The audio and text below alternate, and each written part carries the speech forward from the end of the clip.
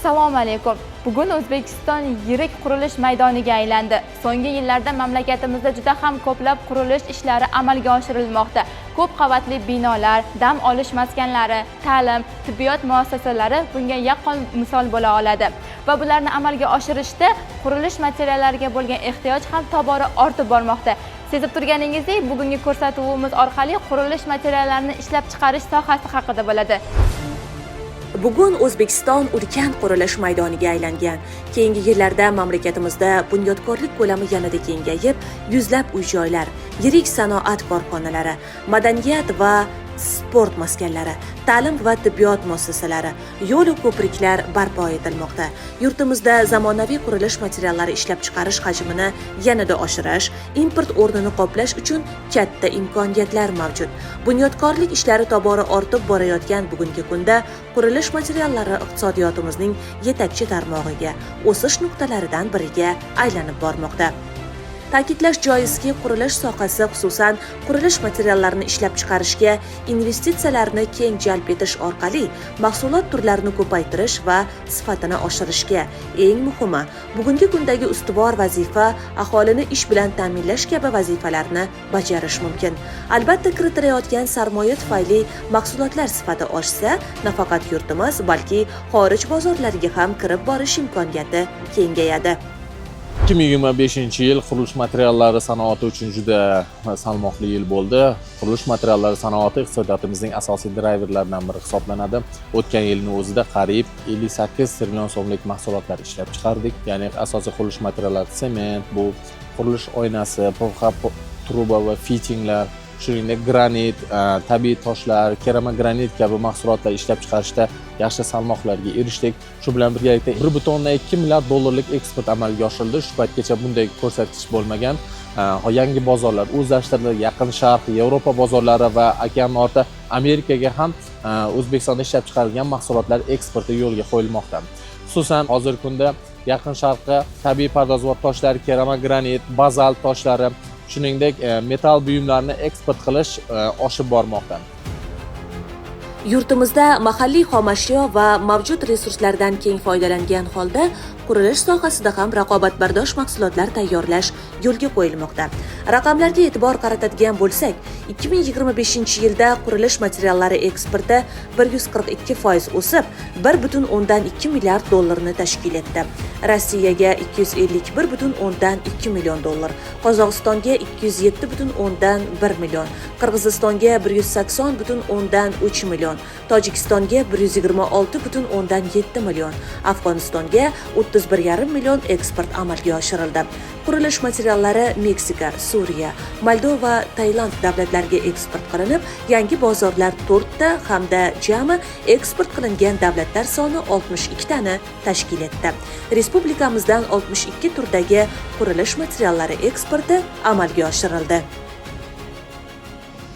Eksport salohiyatini yanada kengaytirish maqsadida qo'shni davlatlarimizda va shu bilan birgalikda Yaqin Sharq va Sharq davlatlarida savdo uylarini ochish rejalashtirilgan. Hozirgi kunda Ozarbayjonda, Tojikistonda, Qozog'istonda, Rossiyada, O'zbekistonda ishlab chiqarilgan qurilish materiallari uchun savdo uylari ochilgan. Shu bilan birgalikda Litvaning bir qator davlatlarida savdo omborlari tashkil etilgan. Buni ochishdan asosiy maqsad o'sha tadbirkorlarimizning eksport salohiyatini yanada kengaytirish. Hozirgi kunda respublikamizda Farg'ona viloyati, Toshkent viloyati, Navoiy viloyati va Qashqadaryo viloyatlarida qurilish materiali ishlab chiqarish bo'yicha yangi sanoat korxonalari foydalanishga topshirilmoqda.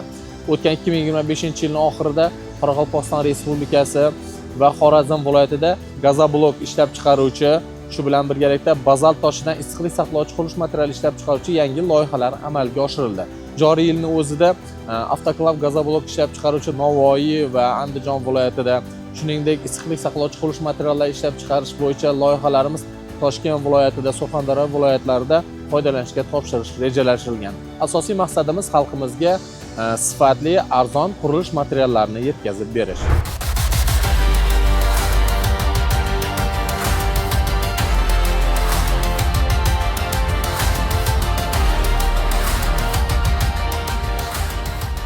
Hozir biz Toshkent viloyati Yangiyo'l tumanidamiz va bu yerga tashrif buyurishimiz boisi granit ishlab chiqaruvchi korxona orqali granitning qanday ishlab chiqarilishi, necha xil turdagi va qayerlarga eksport qilinishi haqida batafsil bilib olamiz. Siz ko'rib turgan mana bu ulkan kompleks qurilish sohasida yangi innovatsiya. Chunki bu yerda noodatiy mahsulotlar ishlab chiqariladi. Korxona 2018-yilda Toshkent viloyati Yangiyo'l tumanida tashkil etilgan klaster shaklidagi kompaniya bo'lib, bugungi kunda tarkibida mamlakatimizning 3 hududida, ya'ni Andijon, Yangiyo'l va Nurotada ishlab kelmoqda. Kompaniya toshni qayta ishlash bo'yicha mustaqil davlatlar hamdo'stligi va Boltiqbo'yi mamlakatlari ichida eng kattasi hisoblanib, yillik quvvati 2 million kvadrat metr toshni mijozlarga yetkazib berish imkoniyatiga ega. Korxonamiz 2018-yildan buyon o'z mijozlarimizga pardozbop, mramor, granit, onyx, travertin toshlarini yetkazib kelmoqdamiz. Korxonamiz o'z mahsulotlarini ishlab chiqarib, butun MDH davlatlariga, mahalliy o'zimizni quruvchi, aholi hamda ijtimoiy obyektlarga yetkazib bermoqdamiz. Korxonamiz asosan dunyoning hamma joylaridan blok toshlarni olib kelib, shu zavodimizni o'zida qayta ishlab, qo'shimcha qiymat yaratib, tayyor mahsulot sifatida quruvchilarga, aholiga yetkazib bermoqdamiz. Bunday korxonamiz MDH davlatlari ichida eng yirigi hisoblanib, bir yilning o'zida 2 million kvadrat mahsulot ishlab chiqarish quvvatiga egamiz. Ya'ni bizni Navoiy Nurotadagi zavodimiz har oyda o'zida 100-150 ming kvadrat mahsulot ishlab chiqaradi. Bu zavodimiz ham 50 ming, 100 ming kvadrat mahsulot ishlab chiqarish quvvatiga egamiz.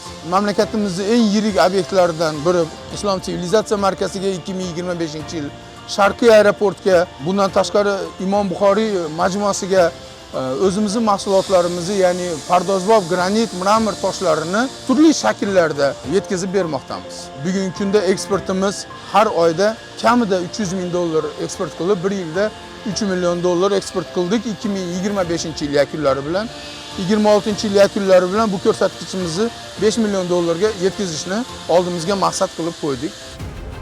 Korxonada marmar, granit, onyx va travertin toshlariga sayqal berilib, bugungi kunda 200 dan ziyod turdagi mahsulotlar ishlab chiqarilmoqda. Korxonada Italiyaning Breton, Pedrini, Germaniyaning Pellegrini, Turkiyaning Akay, Sahin, Shvetsiyaning Volvo va Xitoy, Rossiya, Eron mamlakatlarining eng ilg'or uskuna va texnologiyalaridan foydalanib kelinmoqda. Ularda korxona ishchilarining 70% tashkil qiluvchi O'zbekiston yoshlari chet ellik murabbiylari yordamida ishlab kelmoqda. Bizning korxonamizda ishlab chiqarishimiz 6 ta sexdan iborat bo'lib, umumiy olganda 125 turdagi texnika va texnologiya stanovlari bilan jihozlangan. Dunyoning eng ilg'or kompaniyalarini, uskunalarini olib kelganmiz. Bizni qaysidir mahsulotimizning bir qismini turdosh sheriklarimiz yoki hamkorlarimizga qilib bering deb aytmaymiz. Hamma narsani qila olish imkoniyatini shu yerda o'zida tashkil qilingan. Eng e'tiborli jihati shundaki, korxonada suvni tozalash bo'yicha Turkiya davlatida ishlab chiqarilgan eng samarali suv tozalash texnologiyasi 4 fazali inshooti o'rnatilib, ishlab chiqarishda suv aylanmasi yo'lga qo'yilgan. 2025-yil yakunlari bo'yicha O'z qurilish materiallari uyushmasi tarkibidagi eng ekologik toza korxona e'tirofini qo'lga kiritgan. Ko'rib turganingizdek, bizda asosan suv bilan ishlaymiz. Suvni ham o'zimizni alohida qudug'imizdan qazib olib, Turkiyaning eng ilg'or texnologiyasini o'rnatib, suvni qayta ishlaymiz. Har bir jarayonda suvni qayta ishlab, 4 ta filtrdan o'tkazib, ichimlik suv darajasiga pokiza qilib, toza suv qilib chiqariladigan jarayonni yo'lga qo'yganmiz. Italiyadan, Germaniyadan mutaxassislar keladi, Rossiyadan, Xitoydan mutaxassislar kelib turib, bolalarimizni tajriba almashtirib, bilmaganini o'rgatib, umuman ishlashga ko'nikmasini ko'tarib kelyapti shu yerga kelib. Mana bu ishlab chiqarish maydonlarida xomashyo saqlanadi, saralanadi hamda belgilangan me'yorlarda ulkan bir dastgohlarda qayta ishlashga yuboriladi. Mustaqil davlatlar hamdo'stligida yagona bo'lgan Yevropaning eng rivojlangan mamlakatlaridan keltirilgan texnologiyalarda tayyor mahsulot holatiga yetkaziladi. Logistika markazimizga dunyoni yuqorida aytganimdek juda ko'p yerdan hamda o'zimizni karyerlardan blok mahsulotlari kirib keladi. Bu mahsulotlarimizni Braziliya, Argentina, Angola, Italiya, Gretsiya, Turkiya va Xitoy davlatlaridan blok shaklida yetib keladi. Shu yerda o'zida bojxona hujjatlarini rasmiylashtiramiz. O'zimizni bojxona zonamizga egamiz. To'g'ridan to'g'ri bojxona idoralariga ulangan hamda mutaxassislari shu yerni o'zida faoliyat olib boradi. Va o'zimizni Qo'shrabot, Ko'ksaroy, Pashot, Langar, Suvliq karyerlarimizdan mahalliy granitlarimiz bloklari ham kundalik shu yerdan keladi va zavodimizga kundalik ishlab chiqaradigan miqdorimizni yuboramiz. O'sha yerda kesib tayyor mahsulot shakliga olib kelamiz. Har bir toshimiz o'ziga yarasha go'zal, lekin bularning ichida masalan Gretsiyadan keladigan oppoq tasos toshlarini aytishingiz mumkin yoki Braziliyadan keladigan moviy rang toshlarimizni Aura Brazil deganlarimiz, Azul Bahya degan toshlarimiz, granitlarimiz yetib keladi. Hammasi ajoyib o'zini teksturasiga, rangiga, har bir insonni ko'ngliga yo'l topadigan bir didiga ega bo'lgan toshlarimiz hisoblanadi. Siz ko'rib turgan marmar toshlari qaysidir Yevropa mamlakatlaridan keltirilgan deb o'ylayotgandirsiz. Aksincha, bu o'zimizning mamlakatda, O'zbekistonda ishlab chiqarilgan marmar toshlaridir. Quvonarlisi shundaki, o'zimizda ishlab chiqarilgan qurilish materiallarini ko'rgan har bir vatandoshimiz ko'nglida faxr, iftixor tuyg'usi albatta o'tadi. Mamlakatimiz bo'ylab kechayotgan urbanizatsiya jarayonlari qishloq hududlarida ham shaharlardagi shart-sharoitlarni yaratish borasida amalga oshirilayotgan ishlar qurilish sohasining gurkirab rivojlanishiga olib keldi. Shunday kezda qurilish sohasiga xomashyo va butlovchi materiallar yetkazib berishga ixtisoslashgan sanoat korxonalari faoliyatiga ham e'tibor va qo'llab-quvvatlash kuchaydi. Bu ekoplet ishlab chiqaruvchi korxona misolida ayniqsa yaqqol namoyon bo'lmoqda. Bizning zavod turar joy, noturar joy, fasad qismi hamda ichkari qismiga, ya'ni eksteryer hamda interyer qismlariga panellar ishlab chiqariladi. Bu panellarimiz ekologik toza hisoblanadi. Bu panellarimiz suvga chidamli hamda tashqaridan kelayotgan sovuqlarni ushlab qolish xususiyatiga ham ega. Bundan tashqari, montaj qismi juda ham tez bo'ladi hamda qulay.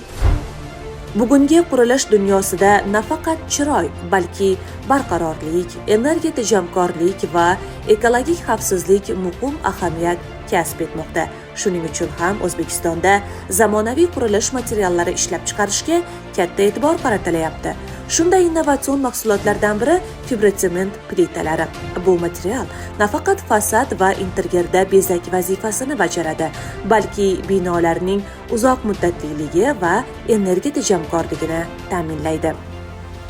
Xaridorlarning talabiga qarab, bizning panellarimizning ranglarini, assortimentni yanada ko'paytirish maqsadimiz bor, hamda sifatini ko'tarib, hamda narxlarni hamyonbop qilish niyatimiz bor.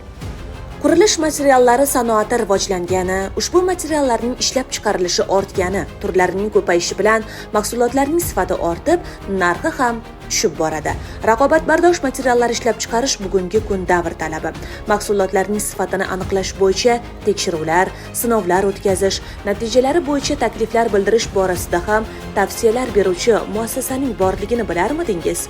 Uning faoliyati nimalardan iboratliligini-chi? Bu markazda olimlar jamoasi ishlaydi. Yangi turdagi mahsulotlar ixtirosi va o'zini yechimini kutib turgan foydali modellardagi yoki boshqa turdagi hozirgi jarayondagi qurilish materiallardagi oldimizda paydo bo'layotgan muammolar yechilishga qaratilgan. R&D markaz bilan o'zimizni yurtimizda mavjud 22 ta oliy ta'lim muassasalari bilan hamkorlikda ish olib boryapmiz. Bu mana shu 22 ta oliy ta'lim muassasalaridan va o'sha chet ellik hamkorlarimiz bilan birgalikda jamiyatimiz tarkibida ekspertlar guruhini tashkillashtirdik.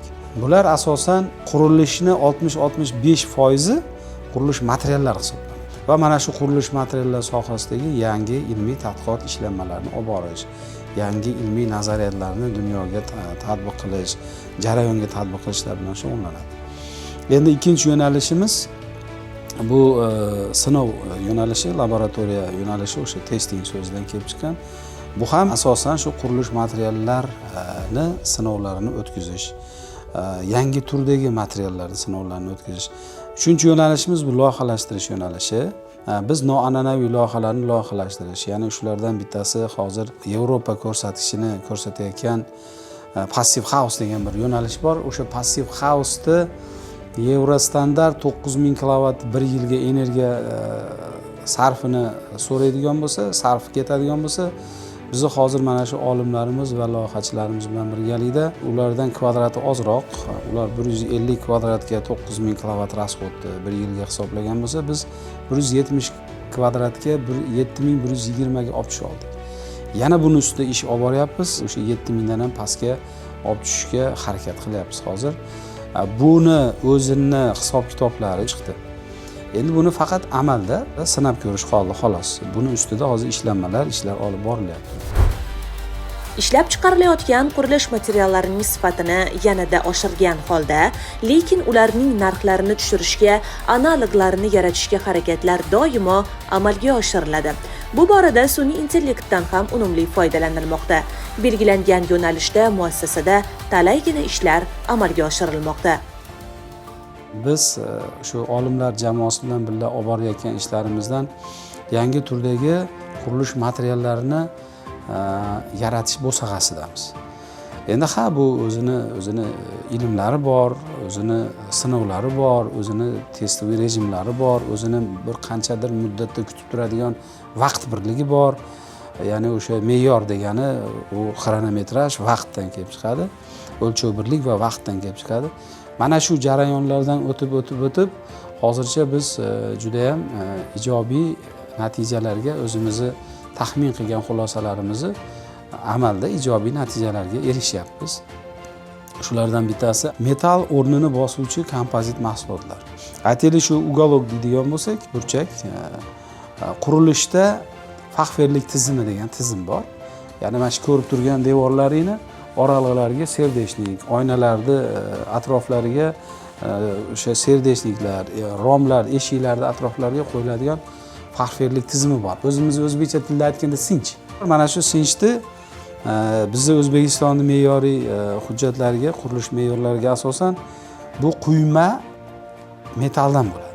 Mana shuni quyma metalni, quyma burchakni o'rnini bosadigan kompozit burchakni, quyma temir profilda o'rnini bosadigan va mana bu shivellerni o'rnini bosadigan biz sinovlarini o'tkazdik. Egilishga, cho'zilishga, bukilishga, issiq sovuqqa chidamliligiga, davriylik chidamliligiga, zilzila bardoshligiga tekshiramiz. Agar ijobiy natija bo'lsa, bizga importni o'rnini bosuvchi mahalliy mahsulotimiz dunyoga keladi. Endi bundan tashqari tom yopmalar 12-18 metrlik oraliqga ega bo'lgan temir o'sha fermalarda o'rnini bosuvchi yuk ko'tarish qobiliyatiga ega konstruksiyalarga o'tdik. Agar bu tizimlarni o'tkazib oladigan bo'lsak, butun bir bino inshootga tom yopma bo'ladimi, oraliq katta ferma bo'ladimi, metalni hisob-kitob faxferli tizim bo'ladimi, salkam 40-45% ga mahalliylashtirishga erishgan bo'lamiz. Muassasa tashabbusi bilan ko'plab qurilish materiallari sinovdan o'tkazildi. Fikr-mulohazalar, taklif va tavsiyalar bildirildi. Natijada ma'lum samaradorlikka ham erishildi. Bu borada ishlar jadal davom ettirilmoqda. Shu orqali mahsulotlarning yanada rivojlanishiga ham nazariy, ham amaliy jihatdan erishiladi. Bizning ishlanmalarimizga asosan biz urg'uni qaratayotganimiz mahalliy mahsulot, mahalliy xomashyo va mahalliy ishlab chiqarish. Nimaga? Import o'rnini bosish, mahalliylashtirish bu hurmatli yurtboshimiz tomonidan ilgari surilgan masala bo'libgina qolmasdan bu davlat siyosatiga aylanib bo'ldi. Yangi ishchi o'rinlarini yaratish, yangi yuqori hali aytganimdek yuqori daromadli korxonalarni ochish va yaratilgan ishchi o'rinlarini samaradorligini oshirish va yaratilgan yuqori daromadli korxonalarning hayotiy faoliyatini takomillashtirishga qaratilgan. Bular hammasi nima deydi, mubolag'a emas, bu haqiqat. Shu bizning yurtboshimizni ilmga, bilimga, sanoatga va o'zimizdagi borik imkoniyatdan foydalanishga, mahalliylashtirishga katta urg'uni berayotgani va e'tiborni berayotganidan dalolat. Bugun ko'p qavatli uylarimiz, bino va inshootlarimiz soni kun sayin ortib bormoqda. Qurilish jarayonlariga eng so'nggi texnologiyada ishlab chiqarilgan mahsulotlarni jalb etish esa eng dolzarb masalalardan biridir. Bu boradagi sa'y-harakatlarning bir nechtasi bilangina tanishdik xolos. Raqobatbardosh va sifatli mahsulotlar shubhasiz mustahkam uylarning asosidir. Bunday korxonalarning ko'payishi esa sohada doim izlanish, yaxshi yangiliklarga intilish, bir so'z bilan aytganda, sog'lom raqobat muhitini sohada yanada sifatli xizmat ko'rsatishga harakatni oshiradi. Bu albatta aholi turmush farovonligiga ijobiy ta'sir ko'rsatadi.